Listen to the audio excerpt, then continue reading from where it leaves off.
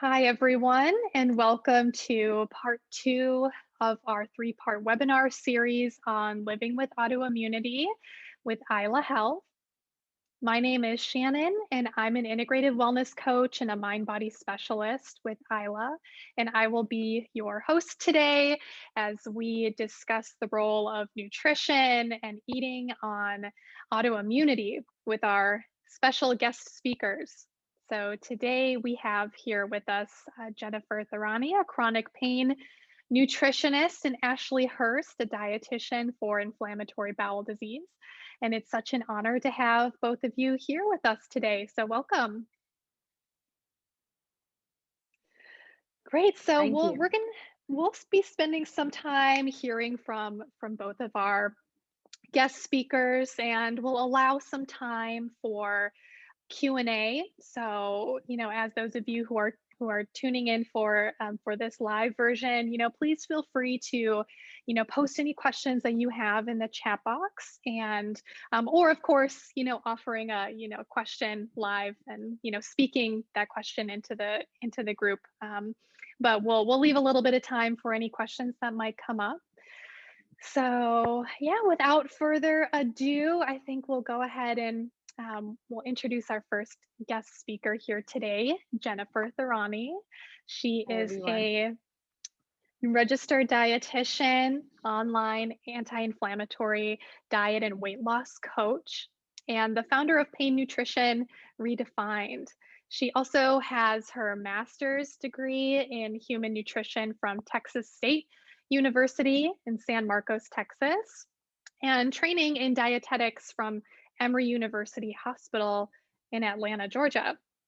Jenifer provides virtual nutrition coaching to help her clients take charge of their health. And in her virtual nutrition practice, she focuses on helping clients adopt a non restrictive, gut healing, anti inflammatory eating pattern to help with weight loss, PCOS, prevent and manage chronic illness like diabetes and autoimmune conditions like rheumatoid arthritis and osteoarthritis, fibromyalgia, lupus, psoriatic arthritis, and IBD. So again, thank you so much for being here, Jenifer. So glad to have you with us. My pleasure. Thank you for inviting me. Great. So maybe to get us started, do you mind just telling us a little bit more about the sort of work that you do with your patients? You did an incredible job of introducing me and providing a little glimpse into what I do with my patients.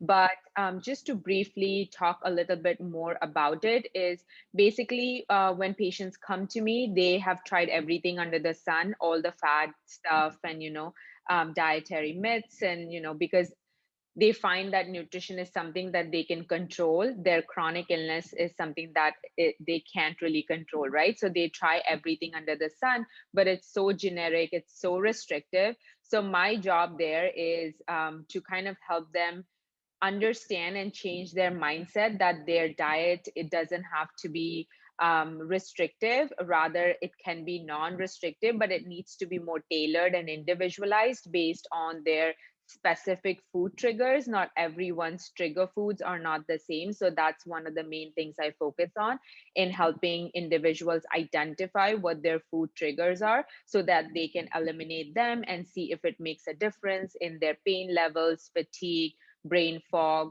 overall energy levels throughout the day.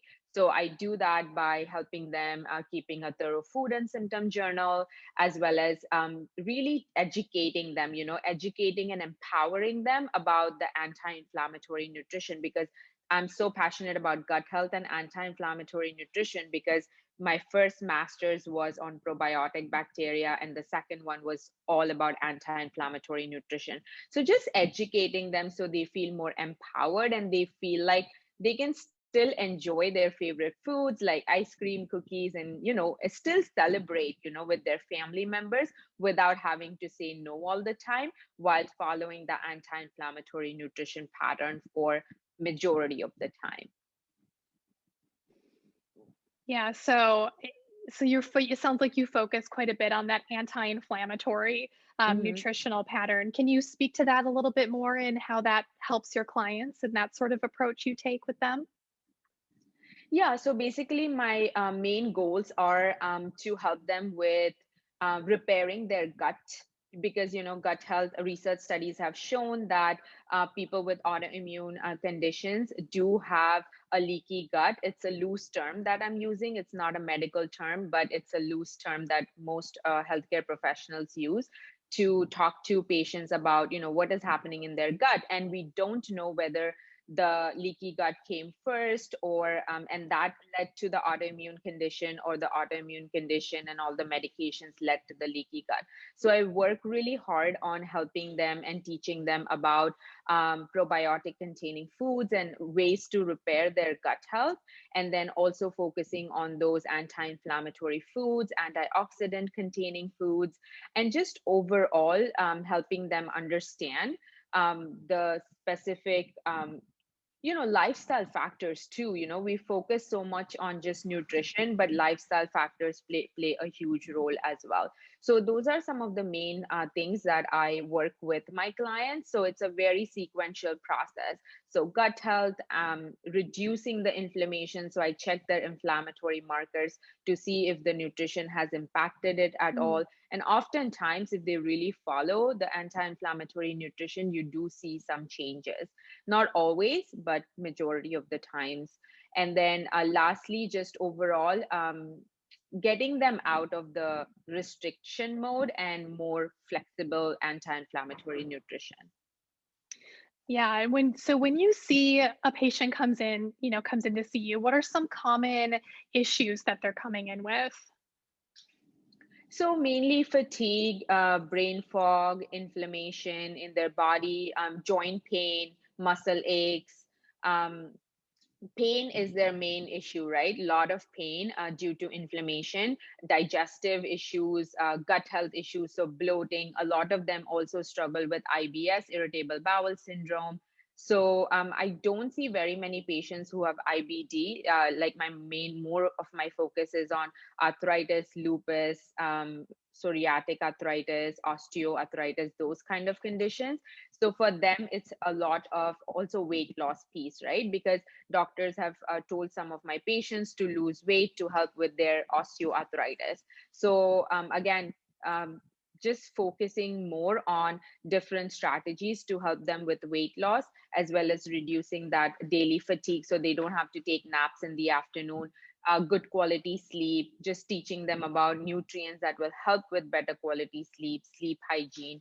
Those are the main issues that they have, like issues, joint pain, fatigue, brain fog, due to medicines or overall condition, and flares. So they flare often, right? So if they don't have a flare toolkit, then their flares last a week or 2 weeks. But then when they start adopting the anti-inflammatory nutrition, they start seeing that the flares have the length of the flares reduced to like a day or 2 days. If they've eaten any of their trigger foods, that can lead Mm. to a flare, or like an instance, or like a traumatic event, or just lack of good quality sleep for a few nights, lot of stress at work, those kind of things. So it's a lot of like accountability, just being there for them as a coach, accountability coach, and then providing them with nutrition education and strategies.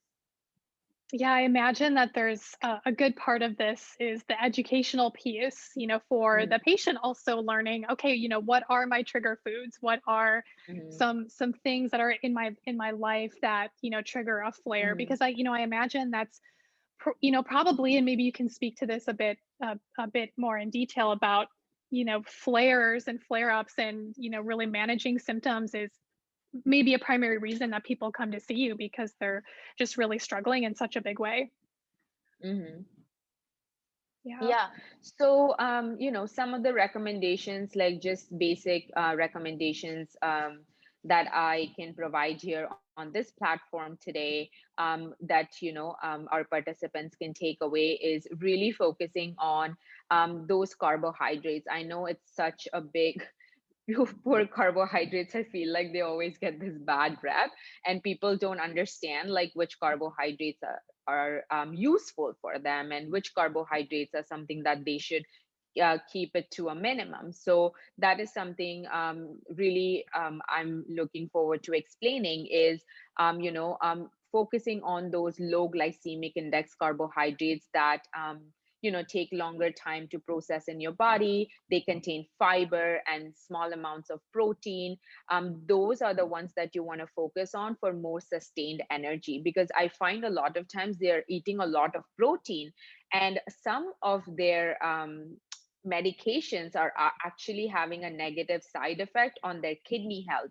So they come to me, they're like, oh, I can't get enough protein. And I'm here like, you're getting too much. So Mm, that's where the individualized nutrition piece comes into the picture. But that being said, those sustained, the energy will help with brain fog, more sustained energy throughout the day, and better quality sleep at night too. So eliminating carbohydrates is not a good idea. Rather, focusing on those low glycemic index carbohydrates is an excellent strategy. So some of the examples include whole grains, like brown rice. I also say using parboiled basmati rice or something like that would be okay too, even if it's white rice.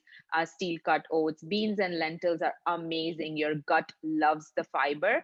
Definitely, if you have irritable bowel syndrome, you want to work with a registered dietitian like myself or Ashley, who are experts in this area, so we can really provide you with specific fiber containing foods that are going to be okay for your digestive health and not so much otherwise.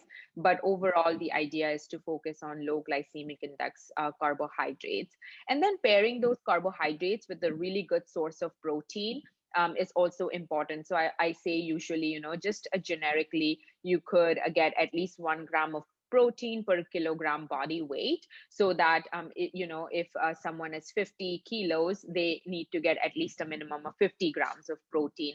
And again, protein will give you that sustained energy. It will also prevent muscle loss. I find a lot in my clients that because of new medications or medications not really working for them, they tend to lose a lot of muscle mass. They have a lot of unintentional weight loss as well. So to prevent that, you really want to focus on those good quality protein sources, animal protein sources like lean chicken, especially like, I'll come to fish, but fish, and then plant based proteins like beans, lentils, tofu. Those are all good sources of protein.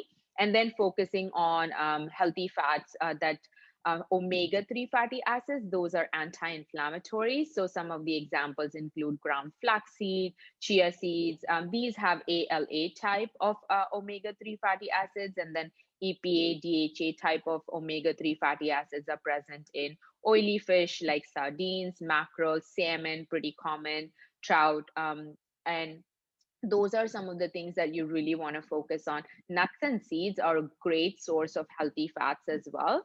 So again, that fat component, I find that a lot of times people forget about hydration. So I really make sure that all my clients are really hydrating well. So that's another recommendation I would have. Even during flare-ups, sometimes you may be flaring and you're super dehydrated and you feel like you're not satisfied, and you're constantly eating maybe refined carbohydrates to kind of fill that satisfaction, but you're actually dehydrated. So just always getting your water in through herbal teas or just water or soups and broth based soups or things like that can also help. And if you forget about water, just keep a water bottle in front of you. I found that a lot of times that works out really well. And I say, like, you're a warrior or some kind mm, of quote on the water bottle or your favorite color so that you want to keep it next to you. I saw Ashley drink some water early on. So, such a great example, right? So, hydration is so important. And then lastly, I would say keep your sodium intake in check. So, learning really about reading nutrition facts label, from a registered dietitian, and understanding what ingredients are present in the foods are going to be extremely important, because if your sodium intake is way too much, I find people eat a lot of cheese as a snack or in some of their sandwiches and things like that. So sodium intake can increase very quickly. And lastly, I don't want to take away too much from what Ashley might be wanting to talk about, so I'm not going to touch on gut health so much. But like probiotic containing foods are one of the other recommendations that I give to my clients. It may not always work for all my clients. So again, individualizing those recommendations and tailoring it to their multiple conditions, because I find they not always just have one condition, they have multiple autoimmune conditions, and digestive health is sometimes weak. So strengthening that is important. And then lastly, vegetable intake. Vegetable and fruit intake, it's so important. We barely get any vegetables in our diet, and the recommendation is 7 to 8 servings a day.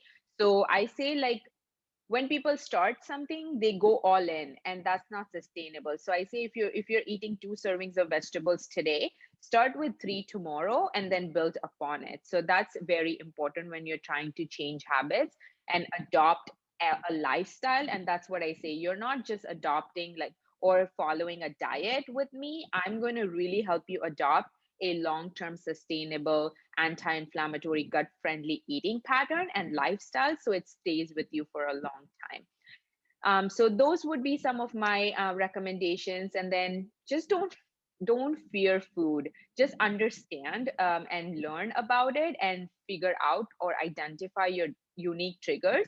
So you only have to eliminate those, and not all the foods like gluten, dairy, not everything under the sun needs to be eliminated, because it creates a lot of micronutrient deficiencies as well if you don't really understand what you're eliminating and not replacing it properly with other substitutions.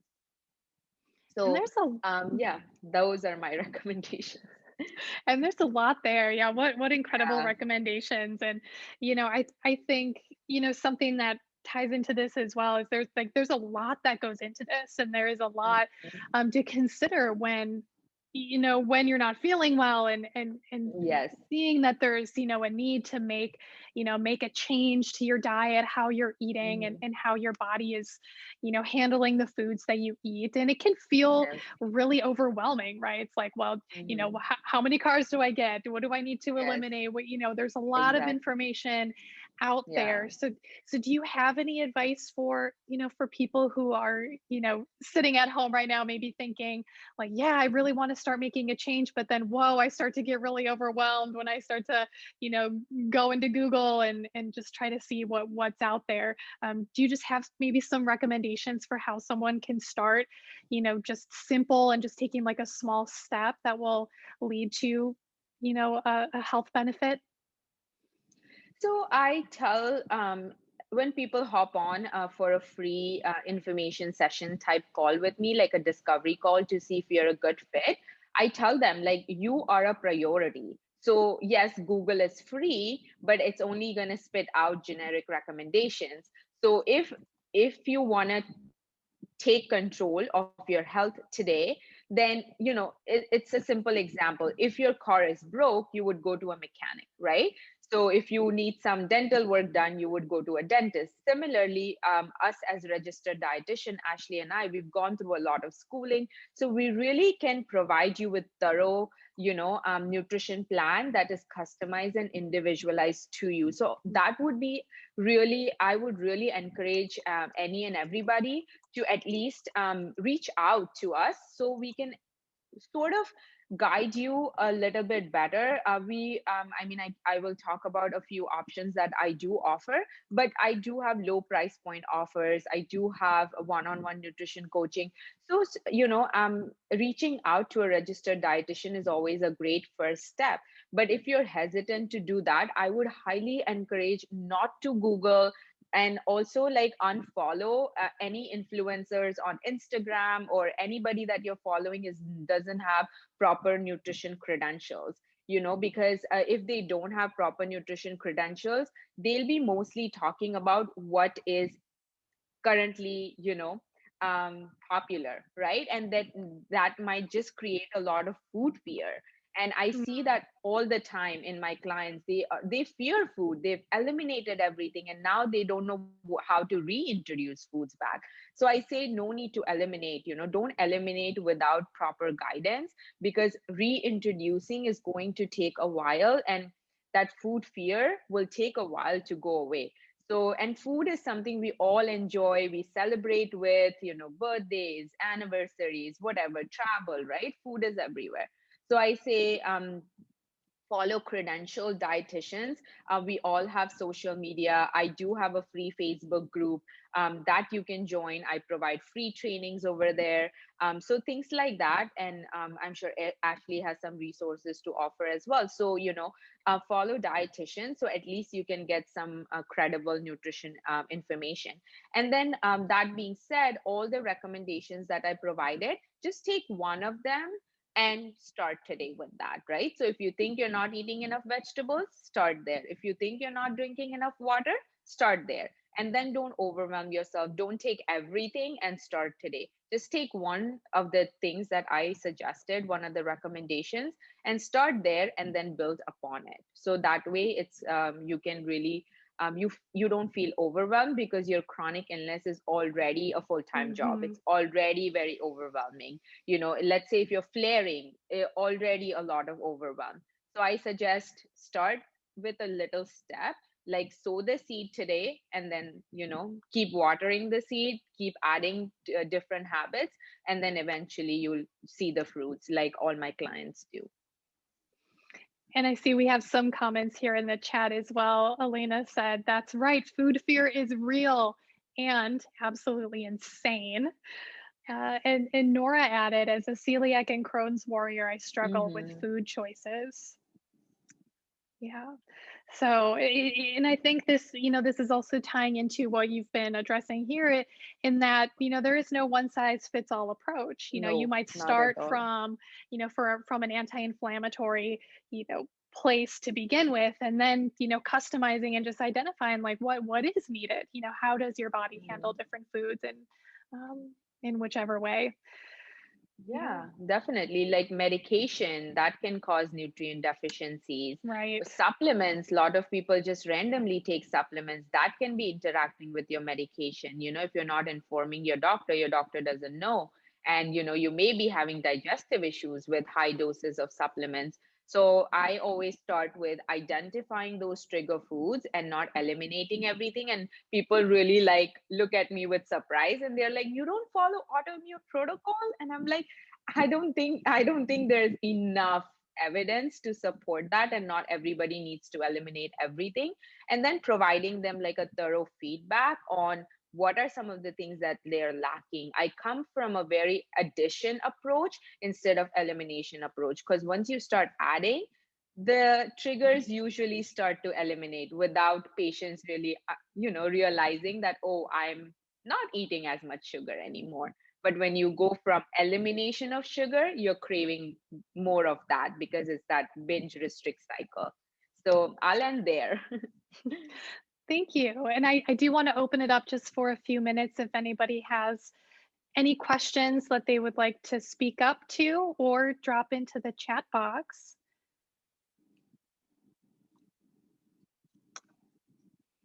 Even if it's around, a specific, a personal, question around nutrition, maybe some way that you found, nutrition has helped you in your chronic pain or your autoimmune journey, or maybe something that has been challenging. Yeah, I was about to quickly comment on what you just said about addition approach versus subtraction approach. I've struggled so much with the binge elimination cycle for years and years and Mm, years. And until I said, you know what, I'm just going to quit that and I'm just going to eat as healthy as I can. And at that point, it's just all kind of fall into place. And it's just so mm, fascinating how you just start following eating a little bit healthier and you just feel so much mm. better. It's amazing. Yeah, yeah. So thank you. Thank you for validating that. Oh, thank you for pointing that out. Yeah, I think it's so important. Yeah. And there's also a question in the chat box about natural probiotics. Do those work unless you're taking a natural or a whole grain? Yeah, so the way that is your probiotic bacteria are bacteria, right? And their food is fiber. So whole grains are one source of fiber that will feed your probiotic bacteria, right? So it's basically like you, let's say if you went through a bout of antibiotics and then you were recommended about 3 months of probiotic supplement by your doctor, that's enough. And then your gut will do its job. The probiotic bacteria will multiply and they will nourish your gut. But for them to multiply, you need to provide them with fiber. So the fiber, one of the sources of fiber is whole grains, beans, lentils, nuts, and seeds. Those are all sources of fiber. So yes, they won't work, meaning they will work, but they won't just multiply and kind of take over the bad bacteria, and won't be in majority in your gut to do all the, or provide all the health benefits that your good gut health can provide. And that's again based on probiotics or the good gut bacteria. Great. Any other questions for Jenifer?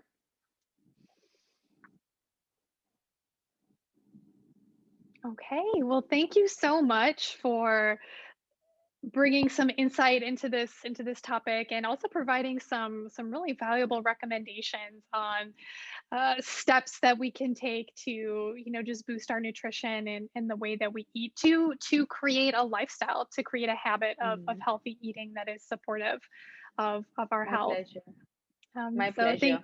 Thank you so much. You're welcome. Okay, so next we'll go ahead and bring Ashley Hurst into the spotlight. Okay, so just wanted to introduce Ashley here. She is a registered dietitian who specializes in working with patients who have inflammatory bowel disease. And she is also an ulcerative colitis patient herself.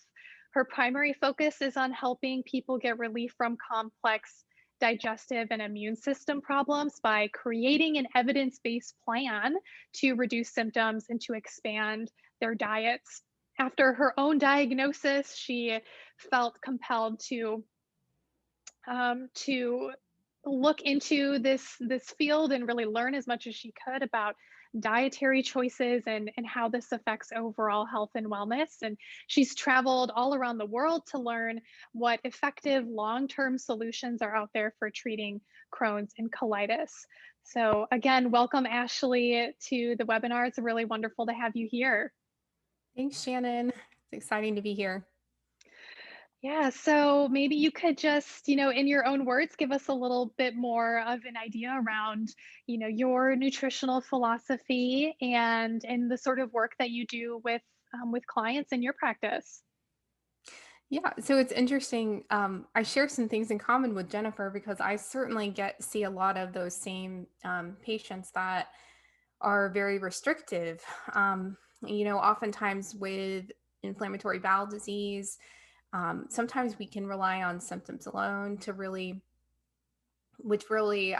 in terms of narrowing down food triggers, sometimes when you rely on symptoms alone, if you have IBD, you end up with a list of 3 to 5 things you can consume. And so yeah, the people that I work with are often really, confused about what to eat because there's so many different opinions around that. And then it kind of can feel like everything's a trigger at times. So I work with people both in flares and also people who are in remission, but still symptomatic. So in my private practice, I see people one-on-one, and I have 2 other dietitians as well who also have Crohn's or UC like me, and they specialize in helping others. So we see people one-on-one, and we also have a group program in course where you get sort of that community atmosphere as well. Yeah, so I know your journey really has come from very personal place of experiencing, IBD and now into your professional work. Can you give us just a little bit of an idea of, why clients are coming to see you? I know, of course, the nutritional restriction, like you said, is a big part of it. But what are some really common complaints that you see with patients coming in? Yeah, I think a lot of people are, most people have like Jenifer mentioned, have tried everything. They're further down in the treatment routes and try different medications and have never really worked with someone with expertise in the area. And so that's probably most people. I do get some people who are just diagnosed and we're able to get into that earlier, but more and more the research out there on IBD and nutrition is showing that nutrition can actually improve treatment outcomes. So it doesn't have to be either or. Sometimes people think that you have to either if you do nutrition, you can't do medication, or if you do medication, you can't do nutrition. But actually they complement each other really well. So that's kind of one of the things people come to me for, is to get an evidence-based treatment plan around their IBD to really figure out, to narrow down what actually works rather than guessing. And I think there's so much value to that, even outside of just having a plan. It's nice to have that stress reduction too, of outsourcing it, not having to do it all on your own. I mean, we do that with our gastroenterologist and for medication, but we don't always do it for the nutrition component, which is sometimes underestimated. But yeah, so most of the time people are coming for an actual plan for their IBD to get into remission and reduce symptoms. Yeah, finding a lifestyle that is working for them to help manage symptoms, because again, I can imagine that, especially with IBD, managing flares is sometimes just a daily thing for people. Yeah, definitely. And I think in terms of what I encourage people to do is, well, once we figure out get a plan in place, and it's different for Crohn's than it is for UC. They're completely different. They're in terms of supplements, in terms of dietary recommendations. There's some overlap, but they do have some differences. So that's where getting individualized can really be helpful for people in terms of figuring out what works. Do you mind telling us a little bit more, just educating the listeners here about some of those differences between UC and colitis? Yeah. Well, part of it would be depending on where, and it's true for even one UC patient compared to another UC patient, depending on where the location of the inflammation is, that might change recommendations. So on the one hand, it also might affect deficiencies. So if you have certain parts of your small intestine that are inflamed, you might be more likely to be low in certain nutrients. So that's different. Other treatment routes might work more effectively depending on where the inflammation is. So that's what I say would be the big differences between the two. Yeah, again, not a one size fits all approach, right? That it definitely depends on the type of IBD and where that inflammation is happening. So can you walk us through just a little bit of that process in working with somebody, from kind of identifying, where that inflammation is happening to, how you create an individualized plan for somebody and kind of get them towards, a successful way of eating? Yeah. So when I work with people one-on-one, we develop a treatment plan. And whenever I take people through the course too, we go through, I basically start with both people one-on-one and in the course, with really helping people understand why food matters and the connecting points for it. Not that it's the single cause of IBD, but really kind of expanding the knowledge around how you can utilize it to help. I don't know if I can screen share, but I can show a picture if anyone's interested in kind of me walking. Yeah, let me remove your spotlight here just for a moment, and I can have you be a co-host, and then you can certainly share your screen. Okay, sure. Yeah, there we go. You should be able to do it now. Let's see.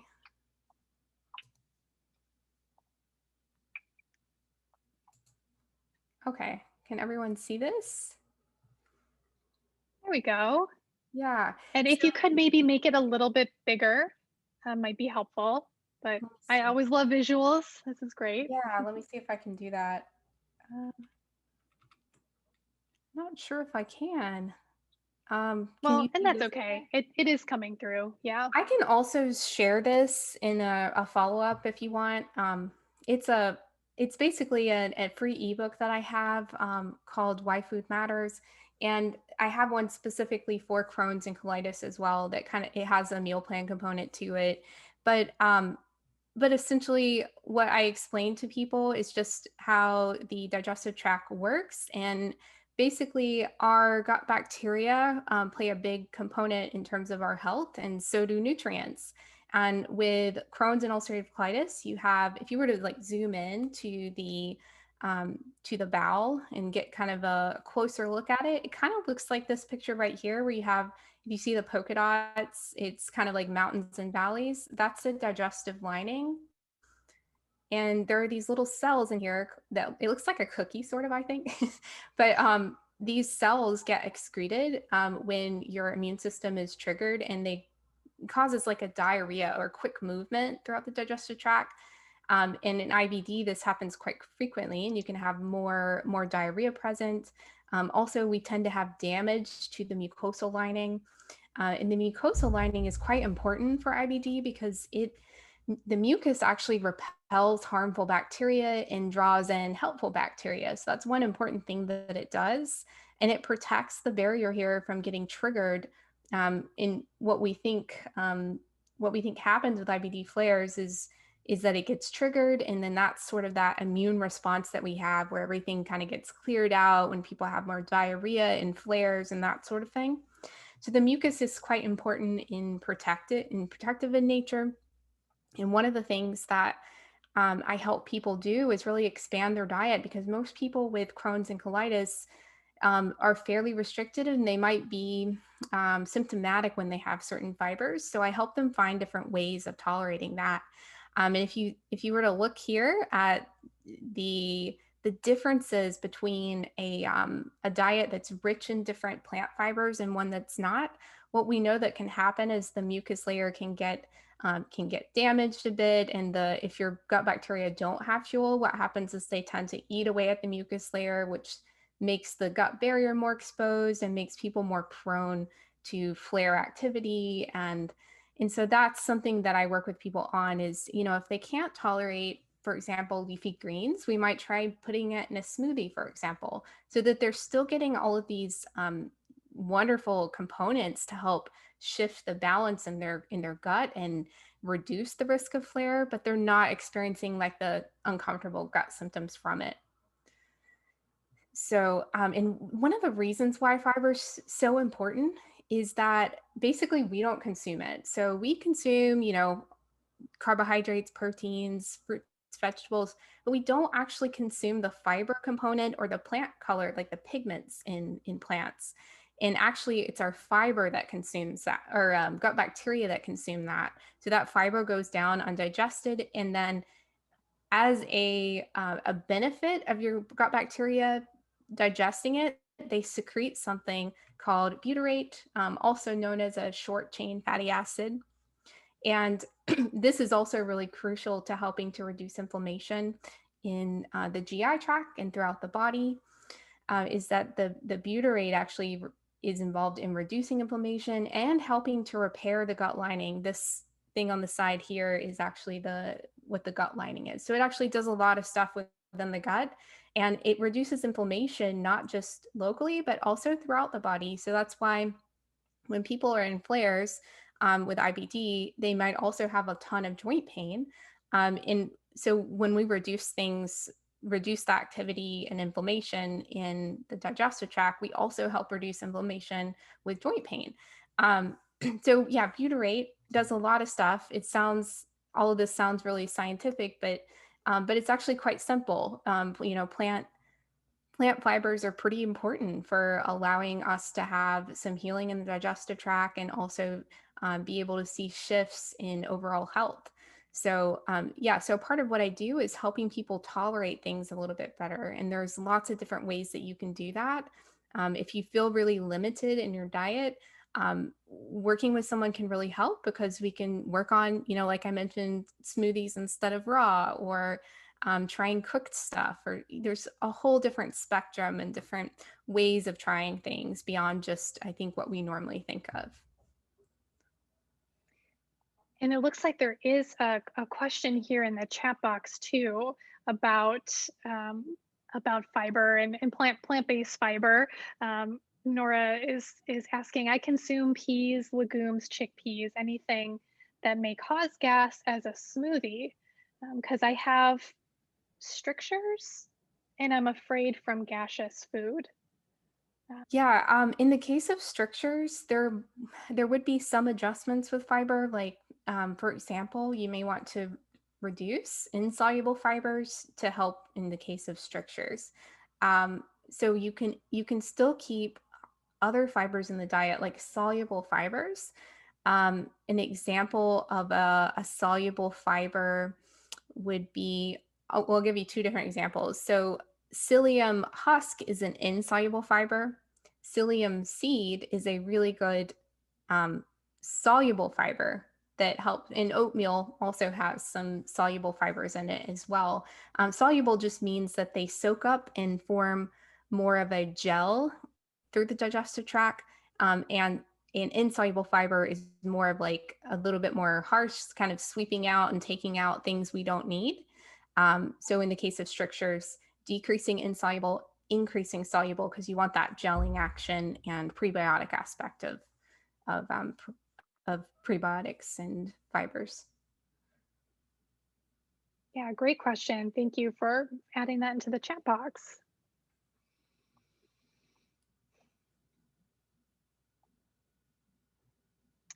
So yeah, this is great, Ashley. Thank you for for bringing in some of these visuals and walking us through just how some of this works and the interaction between these fibers and the gut lining and the body. So just in thinking too, if folks at home are wondering maybe what are some things that they might be able to do to maybe bring in some foods that are helpful rather than harmful. Do you have some recommendations that you might like to provide for IBD folks? Yeah. So if you're struggling with diarrhea, soluble fibers are pretty IBD friendly and can really be helpful, because not only do they help with butyrate production, which reduces inflammation, but they also sort of help in soaking up some of the excess moisture and giving you more of a formed stool. I think the top one that I like is sun fiber for IBD. You can mix it into teas and stuff, and it's pretty relatively tasteless, whereas some of the other prebiotics out there might be a little more like have a taste to it. So sun fiber is probably my favorite in the case of diarrhea. And the good thing about it is you can also use it for constipation. So that one works for both. But in terms of, if you're more diarrhea leaning, trying to bring in more soluble fibers. If you're more constipation leaning, trying to bring in more insoluble fibers, which will stimulate the bowel a little bit. Like flax and things. Well, flax would be another good example for constipation. Oh, there's a clarification on the question from Nora. She is asking, can I consume the upper food the peas, legumes, chickpeas as a smoothie instead of a solid? I do not have diarrhea. A smoothie would be a good way to improve tolerance. If you're getting irritation type symptoms like gas and bloating, they found that it's not actually the fruit or vegetable that causes those irritation symptoms. Sometimes it's the particle size. A really good example of that is consuming raw almonds versus consuming almond butter. They found that people tend to do better with something like almond butter, really just based on particle size. So when you change the particle size with cooking or making it a smoothie, it tends to be better tolerated. And this is reminding me too of what you were speaking to earlier with, someone who's maybe not able to tolerate leafy greens, for example, putting those into a smoothie, or, would cooking it have, changed the way that somebody is able to ingest and tolerate a food as well? Yeah, yeah, definitely. Cooking does. Also, yeah, you can, like with zucchini, for example, you can try peeling it or leaving on half the peel, because the peel is where a lot of the insoluble fibers are. So, I mean, you don't necessarily want to eliminate insoluble altogether, because insoluble fibers have a role in our diet, but trying to reduce it might be helpful in terms of tolerance. So you can do stuff like that to help. That's with zucchini. I'm trying to think. There's something else I was going to mention. Can't remember.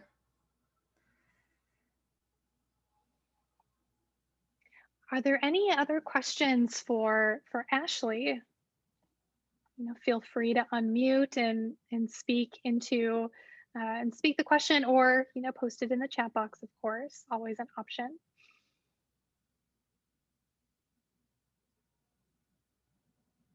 And just curious too, Ashley, around the role of supplements as well in IBD. I know sometimes there's some questions around, the use of supplements.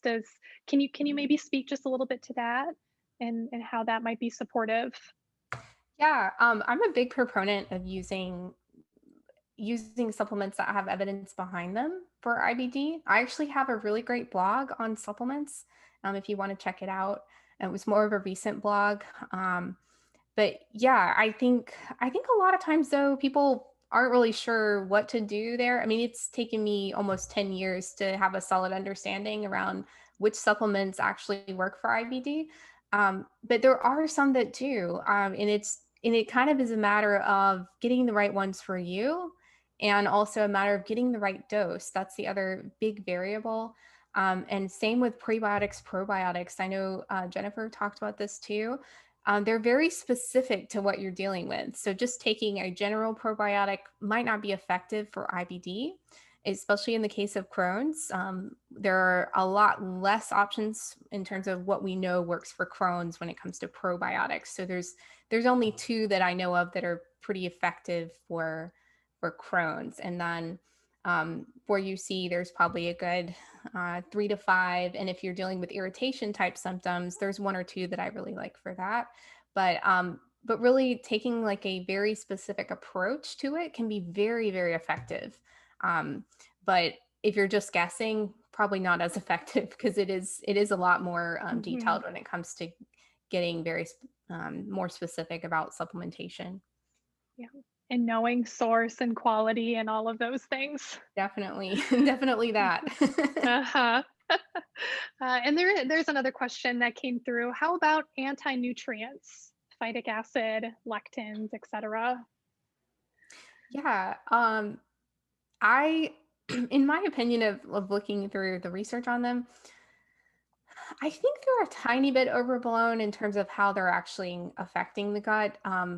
Lectins also have anti-cancer benefits too. There's positives to them too. And if you're talking about beans, beans have lectins. However, they also have great, awesome benefits to the gut, including they're really great at creating butyrate, which reduces inflammation. If you're concerned about lectins, though, or you think they might have, be causing irritation type symptoms, you can do things like soaking a little bit longer or sprouting. In that can be helpful for people. So if that's a concern, I would consider sprouting rather than eliminating altogether. Because when you eliminate altogether, there is also a downside to that, and that restriction can starve off gut bacteria, which can be the opposite of what you want to do for your gut health. And we'll take one more question here. Are natural homemade probiotics good for Crohn's, like cucumber? So cucumber wouldn't necessarily be a probiotic, so I'm having trouble understanding that one. But in terms of probiotics, again, for Crohn's, there's only a few strains that I know of that we know have effectiveness for helping you to get to remission, or stay there. So because of that, I usually only stay with the ones that we know are effective. Great. Well, thanks everyone for dropping those questions into the chat box, and thank you so much, Ashley, for walking us through some of these details and giving us a bit more insight on the various ways that nutrition can support Crohn's and IBD. So so thanks everyone. Any lingering questions or thoughts that might be out there for either Ashley or Jenifer? Oh, and I see we have another question coming into the chat box here. Can through food reach remission and don't take medication? Nora, I might need you to clarify on that.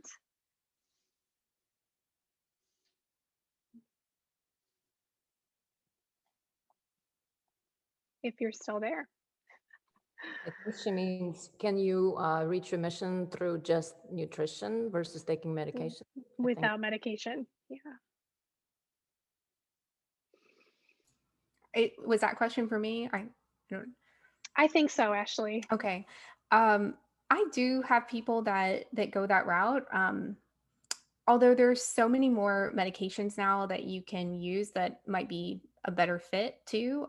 So I would encourage you to explore that with your doctor, if you're not comfortable with the medication that you have, because sometimes it is necessary to do medication. It really depends on what you're dealing with and how severe it is. And if you have other support on hand, like if you have someone working on your nutrition, I wouldn't do it without having some sort of really good nutrition plan in place and without having other providers on your side with that.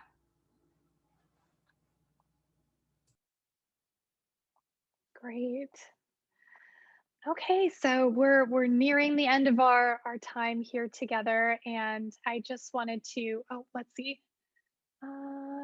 Follow a good diet. Can I not take medication anymore like I'm taking Remicade? And Nora, you're welcome to unmute if you wanted to clarify on any of your questions as well. So we're making sure we're answering it fully. Hello everyone. Can I speak? Yes, please. I'm Noura from the Middle East, from Lebanon. My question was, if I follow a good diet, a healthy diet, and could that put me into remission according to the Crohn's, and can I reach a point where I can stop taking Remicade or taking any medication? So it's kind of a loaded question, because I feel like even when we say healthy diet, it means something different for everyone else. And it, I would feel uncomfortable just saying, yes, I think you should, or no, you think you shouldn't. I do see that it's possible when people get nutrition support, the patients that I've worked with, that some of them have been able to reduce medications, but without really knowing you, I wouldn't be able to speak more on that necessarily, but nutrition can be very powerful. It can enhance the treatments that you already are doing. In some cases, people can go off or transition to something that they feel more comfortable with, but it's so highly individual when it comes to medication. And does that kind of make sense? Yeah. Thank you so much. So it's according to my body. Everybody is different. It acts differently. So we cannot say that one rule fits for all. We cannot say yes or no. So it depends on my body how it will react to it. Yeah, it's a hard one to speak on, since I don't know hardly anything about you, but I would talk with your healthcare provider about it, whatever healthcare team you have, about if you want to transition to another treatment route, there's other options. I definitely think it's great to be honest about that with your providers and let them know when you're not comfortable with a route, but there are lots of other options for things you can do. Ashley, I have one more question for you. Out of nowhere, I didn't have any flare-ups before. Just when I caught Corona, And on the 12th day, I ate some dish here. We cook it with loaded with grains, chickpeas, lentils, all the grains together in one dish. So this made me bloated, and then I had gas, and then I had an intestinal obstruction, which then I was hospitalized, and according to the endoscopy, I was diagnosed with celiac and Crohn's. So, is it possible? Do you have any patients like that? Like they never experienced any flare up in their life, and then suddenly they have Crohn's? Yeah, I've seen hundreds of different people, and it's kind of it's amazing all the different differences. There's not like a certain prototype for for Crohn's. Everyone has kind of a different way of finding out. I found with females in particular, it takes a lot longer for us to get diagnosed than it does for males. I'm not sure why that is, but sometimes we find, maybe it's pain tolerance, but sometimes we find out, really randomly in weird ways. So it's not too surprising to me that it was kind of all of a sudden. Thank you so much, all. Thank Really, you. really, I appreciate everything you said. And thank you so much. And waiting for July 13th for the next webinar. Yes, and thanks everyone for being here today and joining us in on this conversation. Really appreciate the engagement and the questions that have come forward to help drive this conversation on nutrition and eating and how this impacts our health in just a myriad of ways. So thanks, especially, thank you, Jenifer and Ashley for being here today and really educating us in this space and providing such, fruitful discussion and an insight to this area. And of course, yeah, everyone, thank you so much for being here. And I know we've had a few people drop off over the last few minutes, but we would really like to do a surprise raffle here at the end for those of you who are still hanging in there with us. So this raffle is going to be for 3 months of free access to the Aila Health premium, the premium version of the app, which includes educational content, nutritional content, community resources, and health coaching, plus a lot more. So I'm going to turn that over to my colleague Sarah Joy to do that drawing and let us know who's going to be the lucky winner. Thank you, Shannon, and Ashley and Jenifer.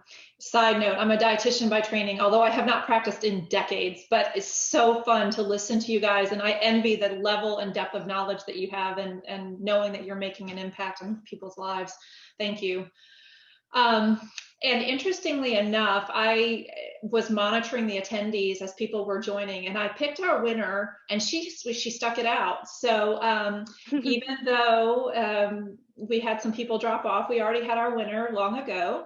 And one other quick plug that Shannon probably couldn't do, because she is the health coach that you'll be working with, and she doesn't want to self-promote, but she has such deep knowledge of how the mind and the body interact, and such a calming spirit as well. And I know that she does an excellent job with our folks who are participating in coaching.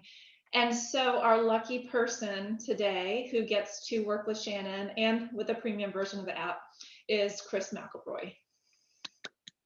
Yay, congrats, Chris. We will. Oh, sorry, Shannon. No, go ahead, Sarah Joy. Yeah, Chris, we have your information when you register to attend the webinar. So we'll follow up with you with an email with your code to get registered and to go ahead and schedule your first session with Shannon. Yeah, love it, Chris. That's really exciting. Yeah, we'll definitely get all that information to you, and really looking forward to having you come into the app. So yeah, again, and we're going to be joining together again for the third part in our series on July 13th. So we'll be focusing on an integrative approach to stress, inflammation, and autoimmunity. So I think certainly some of these topics that we addressed here, certainly a nice precursor to a robust conversation that we'll have next month. So again, if you'd like to learn more about Aila and the impact that we are having within the lives of autoimmune and chronic illness patients, please feel free to download our app. And we have that available for Android and iPhone. And certainly welcome to visit us online to learn more as well. We're on social media in all the places. And I also, if you hadn't noticed in the chat, I included information on our guest speakers and where you can learn more about them as well. So once again, thanks to everyone for being here, and have a great day.